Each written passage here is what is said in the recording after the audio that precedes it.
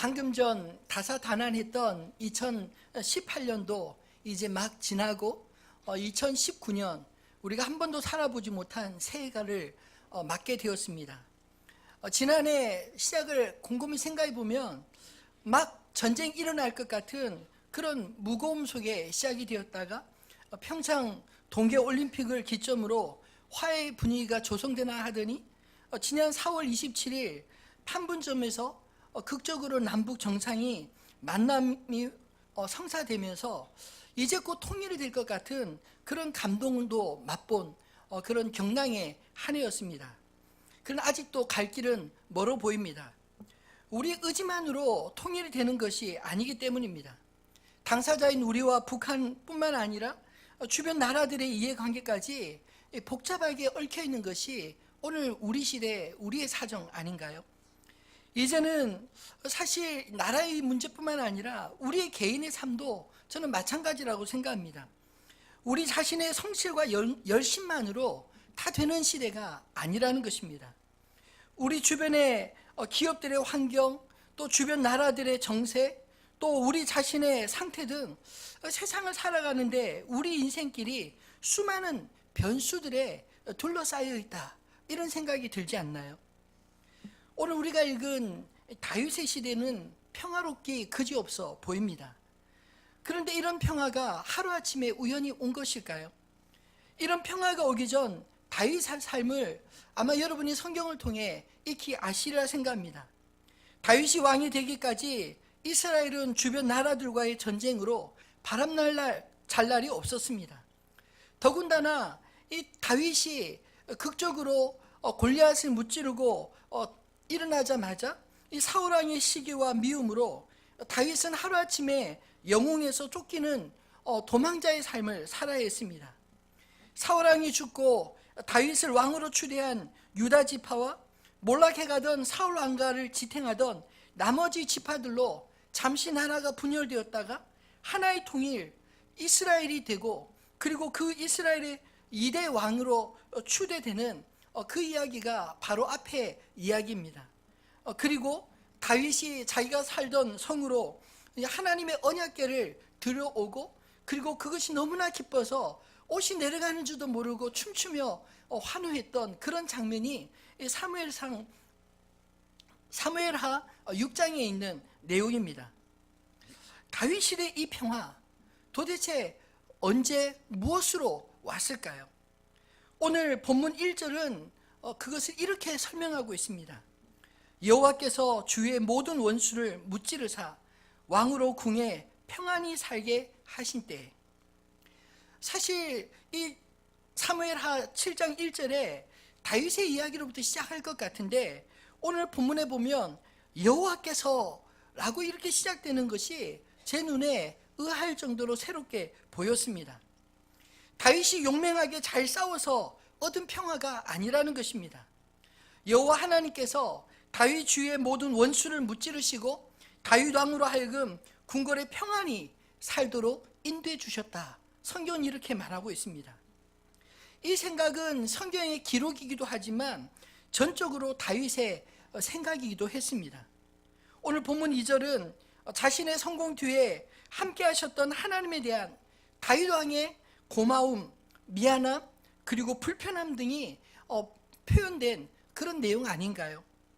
왕이 선지자 나단에게 이르되 볼지어다, 나는 백향목 궁에 살거늘 하나님의 궤는 휘장 가운데 있도다. 나는 백향목 궁에서 이렇게 편안하게 살고 있는데 하나님의 언약궤는 여전히 그 바깥 장막 가운데 있는 것, 그것이 다윗 왕에게는 몹시 불편했던 것 같습니다. 그 심정을 하나님의 선지자 나단과 함께 나누었고, 나단은 여호와께서 왕과 함께 하시니 왕의 마음에 있는 모든 것대로 행하소서, 이렇게 권면하였습니다. 그런 대화가 오가고 난 그날 밤 나단에게 하나님께서 말씀하신 내용이 오늘 우리가 읽은 이 본문의 내용입니다. 5절로 16절까지의 내용을 우리는 흔히 다윗 언약이라고 부르고 있습니다. 하나님께서 다윗에게 주신 이 약속들은 너가 나를 위해 집을 짓겠다는 마음 참 고마운데, 내가 언제 너에게 내 집 지어달라고 부탁한 적 있었느냐? 이런 투로의 말씀으로 시작되고 있습니다. 그리고 오히려 다윗이 하나님을 짓고자 하는 그런 마음을 아시는 하나님께서 오히려 내가 너를 위해 집을 짓겠다, 이런 굉장히 놀라운 이야기를 하고 있지 않습니까? 그리고 다윗을 위하여 하나님은 세 가지 언약을 친히 말씀하고 있습니다. 8절로 9절 말씀해 보면 내 이름을 위대하게 만들어 주리라 말씀하고 있는데, 그 명성에 대한 약속을 하고 있습니다. 여러분, 우리가 다윗을 이렇게 잘 알고 있는 이유는 하나님의 약속이 성취된 것 아닌가요? 두 번째로 10절로 11절은 너를 모든 원수들에게서 벗어나 편히 쉬게 하리라. 안전과 평화에 대한 번영에 대한 약속입니다. 그리고 11절 하반절부터 12절에는 내가 너를 위하여 집을 지으리라. 왕궁을 또 지어주겠다는 말씀이 아니라 그의 후손들의 왕권에 대한 영원한 보장과 그의 아들에 의해서 하나님의 성전이 지어질 것이라는 그 약속을 주고 있습니다. 참으로 멋지고 훈훈한 이야기 아닌가요? 저는 오늘 말씀을 준비하면서 이 다윗의 마음, 오늘 본문 2절에 다윗이 품었던 하나님을 향한 그 미안함과 불편한 그 마음에 대해서 오히려 하나님이 감동하시고 계신 게 아닌가, 이런 생각이 들었습니다. 다윗은 그저 자신의 성공 뒤에 감춰져 계신 하나님에 대한 그 불편한 마음만 말했을 뿐인데, 하나님은 그 마음에 친히 그 밤 나단을 통해 하나님의 감동을 다윗에게 전하고 있기 때문입니다. 처음에 여호와께서 너희 집을 지으리라, 이렇게 제목을 본문대로 했다가 말씀을 준비하면서 좀 바꾸었습니다. 감동하시는 하나님. 여러분, 하나님 감동 잘하십니다.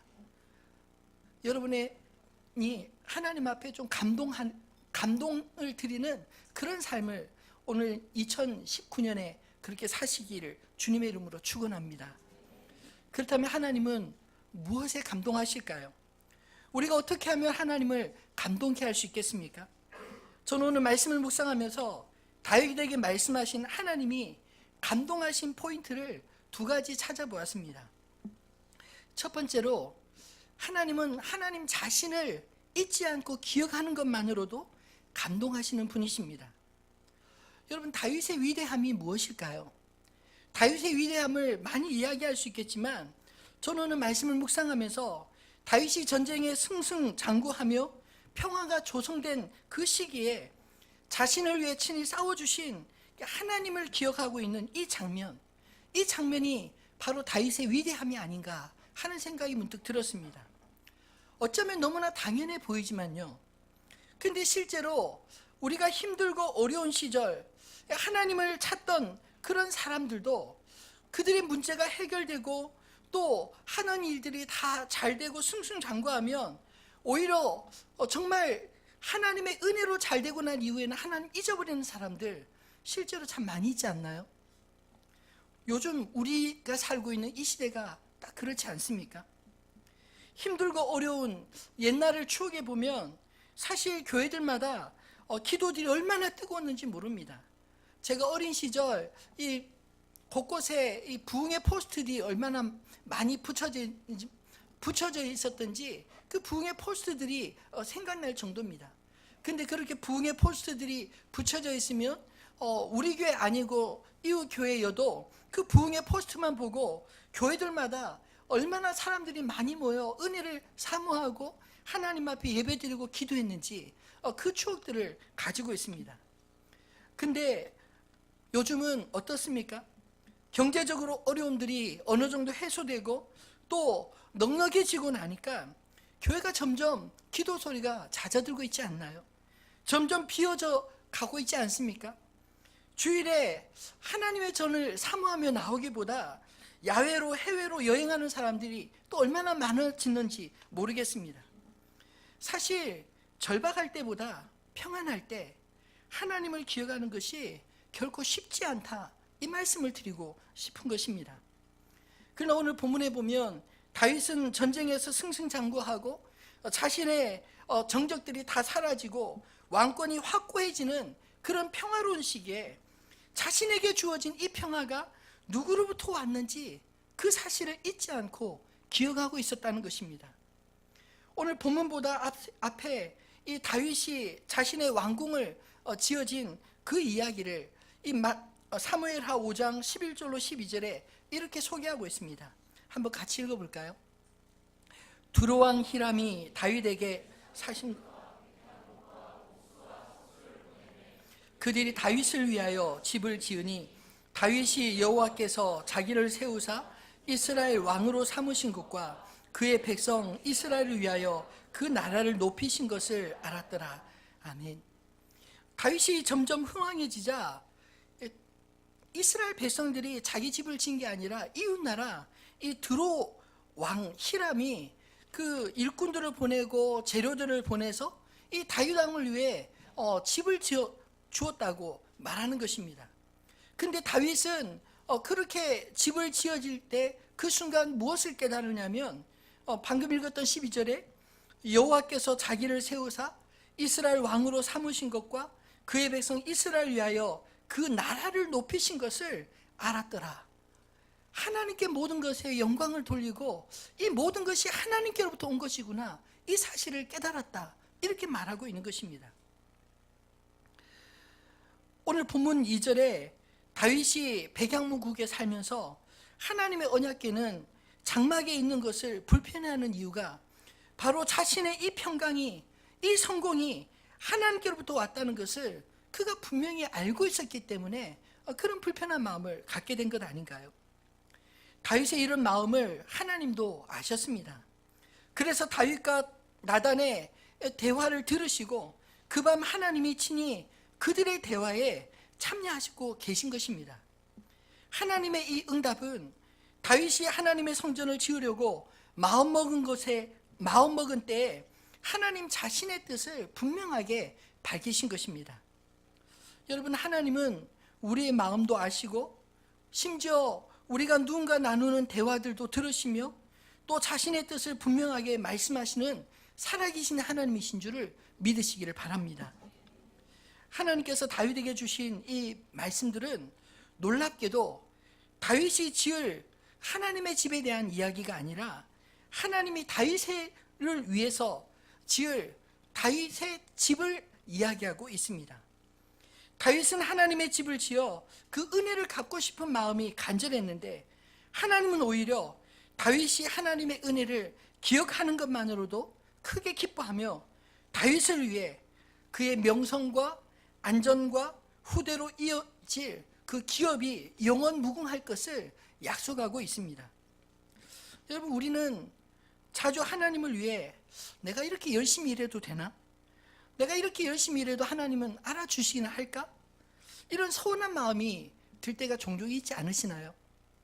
하나님은 둘째치고 주변 사람들이 나의 이 열정과 열심을 몰라주면 괜히 섭섭병이 생기지 않습니까?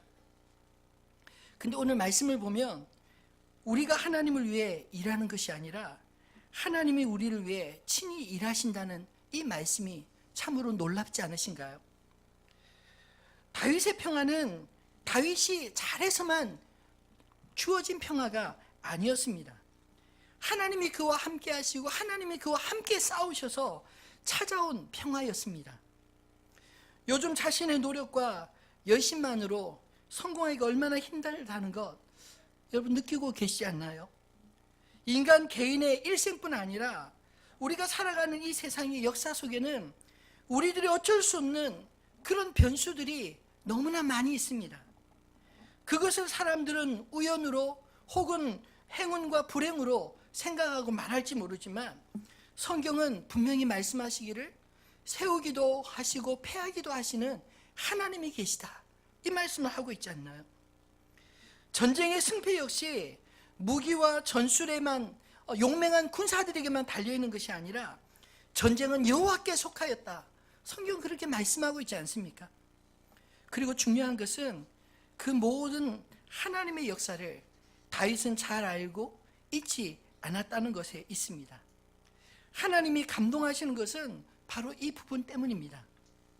여러분의 삶에도 역사하시는 하나님을 기억하고 감사하며 사시기를 주님의 이름으로 축원합니다. 우리의 창조자, 우리의 구원자 되시는 하나님을 잊지 않고 찬양하는 매일매일의 삶이 곧 주님과 동행하는 삶이 아닌가요? 제가 곰곰이 생각해 보면 저의 장점 중 하나가 뭘까? 단점이 훨씬 많습니다. 근데 장점 중 하나를 꼽을 것 같으면 믿음이 아닌가라는 생각이 듭니다. 하나님에 대한 믿음, 그 믿음이 어렸을 때부터 제 마음에 흔들리지 않고 견고하게 생긴 것이 생각할 때마다 참 감사합니다. 저의 됨은 나 때문이 아니라 사실은 저희 할아버님, 지난주도 설교하면 잠깐 언급드렸지만 저희 할아버지, 장로님, 또 저희 아버지 목사님, 그분들이 평생 사신 그 믿음의 삶, 그리고 하나님을 향한 섬김, 그리고 그것들을 기뻐하시며 오히려 하나님께서 저희 가정을 위해서 하나님이 어떻게 일하시고 돌보시고 보호하셨는지 어렸을 때부터 그게 보여지고 느껴지고 나니까 그것이 저에게 믿음이 되더라고요. 저희 지나온 세월 동안에도 또 저희 자녀들을 바라보면서도 하나님의 이런 은혜와 보살핌이 지금도 이어지고 있구나. 하나님이 우리 교회를 보면서 하나님의 살아계심과 역사하심이 지금도 이렇게 이어지고 있구나.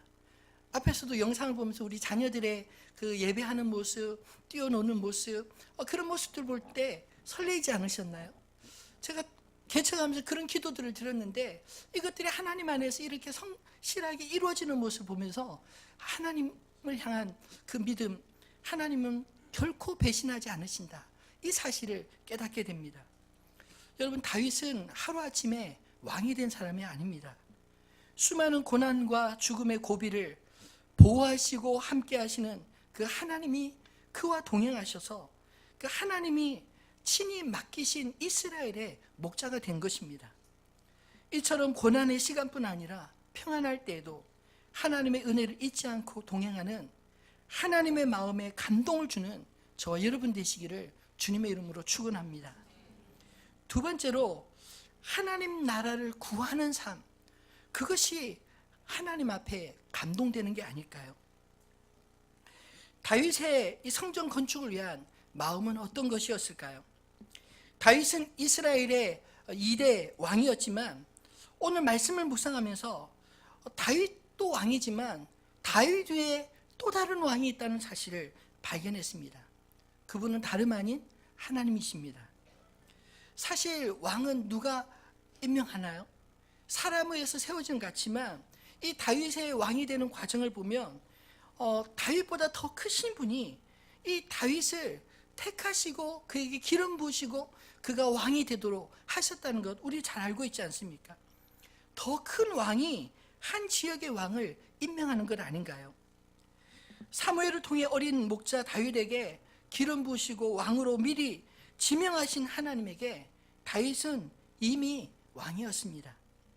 그리고 숱한 고난 속에서 하나님의 이 언약들이 성취되어 이스라엘의 통합된 왕이 되었을 때 다윗은 자신을 지명하신 더 크신 왕이신 하나님을 잊지 않았다. 이것이 오늘 본문의 이야기 아닌가요? 이런 맥락에서 보면 다윗에게 있어서 여호와의 집을 짓고자 하는 것은 마치 왕인 자신이 머무는 왕궁과 같이 진정한 자기보다 더 높으신 왕이신 하나님을 위한 왕궁을 짓고자 하는 그런 열망이 있었던 게 아닐까요? 실제로 다윗이 준비하여 솔로몬 손에 넘긴 성전 건축을 위해 자기 혼자 준비한 그런 재물들을 기록하고 있는 이 역대상 29장 2절로 5절 말씀을 보면 이 두로 왕이 자신을 위해 왕궁을 지어준 것보다 몇 배의 어마어마한 재물들을 성전을 건축하도록 내어놓고 그것에 또 감동하여 모든 백성들이 각각 자원하는 마음으로 하나님 앞에 재물들을 내어주었다. 이렇게 말하고 있습니다. 그 양이 얼마나 어마어마하였느냐면 성전 벽을 금과 은으로 입힐 정도의 양이었다라고 말하고 있습니다. 그렇다면 하나님께서 다윗이 짓고자 하는 이 성전을 어떤 의미로 받으셨을까요? 여러분, 인간이 아무리 애쓰고 자신의 모든 열정과 정성을 다 들여 짓는다 할지라도 만물을 지으신 크신 하나님이 인간이 지은 그 작은 성전 안에 그곳에만 거할 수 있을까요? 우리가 보기에 아무리 크고 웅장해 보여도 하나님이 보시기에는 온 우주 만물에 비하면 그저 작은 보잘것없는 공간일 뿐입니다. 그럼에도 불구하고 오늘 본문 13절에 보면 하나님은 다윗의 아들 솔로몬에 의해 지어질 성전 건축을 미리 예고하시면서 이런 말씀을 하고 있습니다. 그는 내 이름을 위하여 집을 건축할 것이요 나는 그의 나라 왕위를 영원히 견고하게 하리라. 사실 오늘 본문을 잘못 이해하면 하나님은 자신을 위한 집을 짓지 말라 이렇게 단호하게 거절하는 것 같아 보입니다. 그렇다면 다윗의 아들 솔로몬에게도 성전을 짓지 말라 이렇게 말해야 하는 것 아닌가요? 또 성전의 건축에 대해서 다윗이 의지만 비쳤을 뿐인데 하나님이 이토록 격하게 놀랍게 반응하시는 이유는 무엇일까요? 전쟁으로 그 손에 피를 많이 묻힌 다윗의 손에 자신의 집이 지어지기보다 평화의 시대 왕이 된 솔로몬의 손에 짓기를 원하신 의도도 있지 않았을까요? 그리고 또 하나, 다윗이 생각하는 것처럼 성전이 또 하나의 왕궁이 아니라 언제든지 하나님의 백성들이 하나님께 찾아오고 하나님이 찾아갈 수 있는, 만날 수 있는 만민이 기도하는 집으로 지어지길 원하는 그 뜻이 있지 않았겠습니까? 이사야서 56장 7절에 보면 예수님이 성전에 장사하는 자들을 뒤엎으시며 인용하신 말씀, 하나님의 성전에 대한 하나님의 마음이 본문에 이렇게 표현되고 있습니다. 한번 읽어볼까요? 내가 곧 그들을 나의 성산으로 인도하여 기도하는 내 집에서 그들을 기쁘게 할 것이며 그들의 번제와 희생의 나의 제단에서 기꺼이 받게 되리니 이는 내 집은 만민이 기도하는 집이라 일컬음이 될 것임이라. 아멘. 여러분, 성전은 하나님의 이름을 위하여 지어진 집입니다. 믿으십니까? 그 성전을 바라볼 때 우리 인간이 하나님을 기억할 수 있도록 하나님 자신의 이름을 두신 곳이요, 우리가 주님 앞에 언제든지 나아가 우리의 마음에 애통함을 쏟아놓을 수 있는, 우리가 기도할 수 있는 기도의 집이라는 것입니다. 하나님의 백성들이 하나님의 이름을 잊지 않고 여호와의 전에서 예배하며 그의 나라를 구할 때 하나님도 우리들의 나라를 보호해 주실 줄 믿으시기를 바랍니다. 하나님은 다윗의 이 성전을 통해 사실 하나님 나라의 비전을 우리에게 보여주고 있는 것입니다. 마태복음 6장 33절, 그런즉 너희는 먼저 그의 나라와 그의 의를 구하라. 그리하면 이 모든 것을 너에게 더하시리라. 우리가 주님의 나라를 먼저 구하면 주님이 우리의 모든 필요들을 더불어 주시겠다 약속하신 이 모든 약속이 오늘 다윗 언약의 핵심이 아닌가요? 성전은 하나님의 나라를 기억하고 이 땅에서 하나님의 나라를 이루는 거점인 것입니다. 다른 말로 하면 하나님의 백성들이 하나님 안에서 숨을 쉬는 공간이요, 생존하는 생태계입니다. 올해 우리는 우리들의 교회 건물을 건축할 것입니다. 그 전에 우리가 교회 건축을 준비하면서 저는 우리가 짓는 이 건물이 우리들의 우상이 되지 않기를 바랍니다. 우리가 하나님을 기억하고 하나님의 품 안에서 숨쉬며 하나님의 백성들과 세상이 함께 만날 수 있는 거룩한 생태계가 그 거점을 통해 이루어지기를 주님의 이름으로 축원합니다. 그래서 교회 모든 시설은 점유의 개념으로 부속실이라고 해서 유치부만 들어갈 수 있고 유년부만 들어갈 수 있고 그런 공간이 아니라 다 공유하는 개념으로 디자인했습니다. 하우학교와 교회가 주중에는 하우학교가 전체를 쓰고 또 주일은 교회가 전체를 쓰는 그런 공간으로, 그리고 우리 교회뿐만 아니라 오산과 이 동탄 지역의 지역사회가 함께 공유할 수 있는 그런 하나님을 기억하고 하나님 안에서 누릴 수 있는 그런 공간들이 되어지기를 소망합니다. 여러분, 세상이 어떻게 하나님을 기억하고 어떻게 하나님 앞에 돌아올 수 있을까요? 하나님의 사람들과 또 그들이 머무는 공간, 그곳에서 하나님 앞에 예배할 때 그 공간이 하나님 앞에 하나님의 사람들을 찾아오고 데려올 수 있는 공간이 되지 않을까요? 저는 그런 마음으로 우리의 성전을 준비하는데 저와 여러분 모두가 우리 자녀들까지 함께 기도하며 동참하는 한 해가 되어지기를 소망합니다. 말씀을 맺겠습니다. 2019년도에 감동하시는 하나님께 우리를 위해 우리를 통해 하실 이들을 기대하며 더 많이 감동하는 한 해가 되시기를 주님의 이름으로 축원합니다. 여러분, 하나님께 감동하십시오.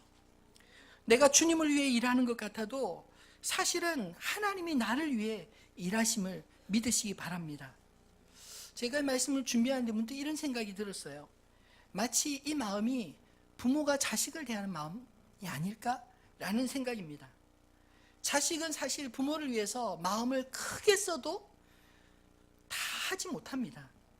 근데 부모님은 자식들에게 늘 퍼주고도 더 못 준 것이 못내 미안해한 것, 그것이 부모의 마음 아닌가요?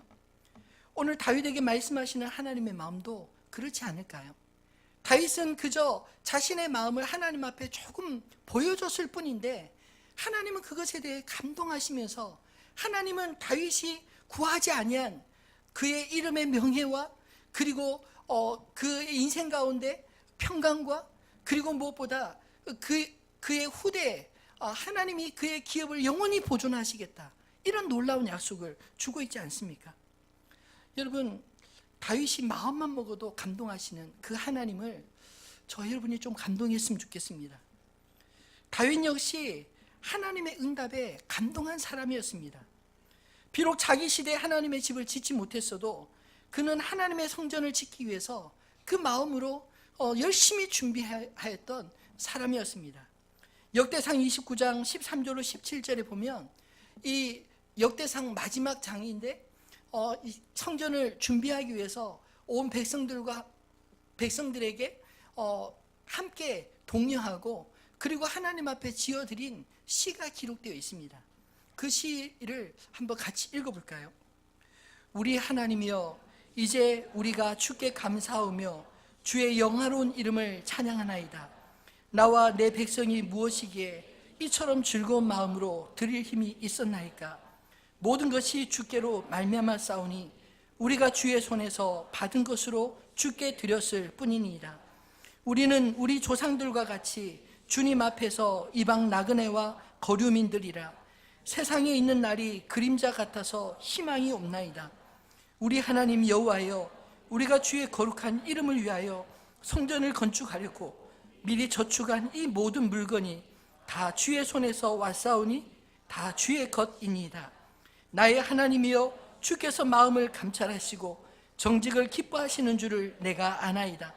내가 정직한 마음으로 이 모든 것을 즐거이 드렸사오며 이제 내가 또 여기 있는 주의 백성이 주께 자원하여 드리는 것을 보니 심히 기쁘소도. 아멘. 그 맨 마지막에 심히 기쁘도소이다. 발음이 좀 어렵지만 그 의미와 뜻이 전달되지 않나요? 다윗은 그 인생의 말년, 이제 죽음을 앞두고 자기의 왕위를 솔로몬에게 물려주며 모든 백성들에게 자신의 마음에 마지막 필생 꼭 이루고 싶었던, 그러나 이루지 못했던 그 꿈을 솔로몬 왕에게만 짐을 지운 게 아니라 자신이 준비한 것으로 넘겨줍니다. 그리고 솔로몬에게만 그 모든 무거움을 지운 것이 아니라 그 모든 백성들이 다 들을 수 있도록 그 백성들에게 호소하고 있는 것입니다. 여러분, 다윗도 준비만 하고 지지 못하는 성전을 우리 손으로 지을 수 있다면 이 또한 심히 기쁜 일이 아니겠습니까? 다윗이 하나님의 집을 짓고자 했을 때 하나님은 친히 다윗을 위하여 그의 집을 지으셨습니다.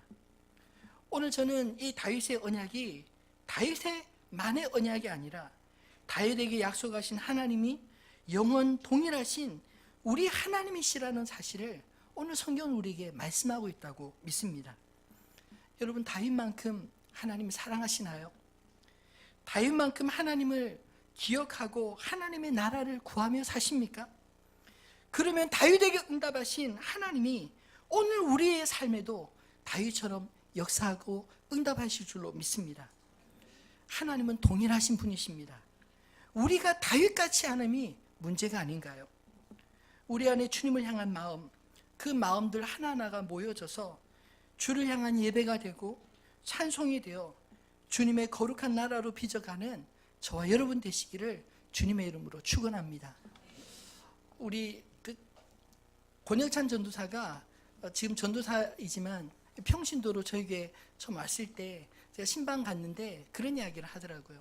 우리 교회에 대한 이야기를 예배에 나오면서 느꼈던 그 이야기를 나누면서 목사님, 우리 교회에 딱 떠오르는데 찬양 하나가 떠올랐습니다. 그게 우리는 주의 움직이는 교회, 교회가 살아 움직이는 그런 교회가 되기를 소망하고 또 그런 모습을 보았습니다. 이런 이야기를 해줘서 제가 참 그 전에도 알고 좋아했던 찬양이지만 이 가사 내용을 묵상하면서 함께 좀 마지막으로 힘써 찬양했으면 좋겠습니다. 우리는 주의 움직이는 교회.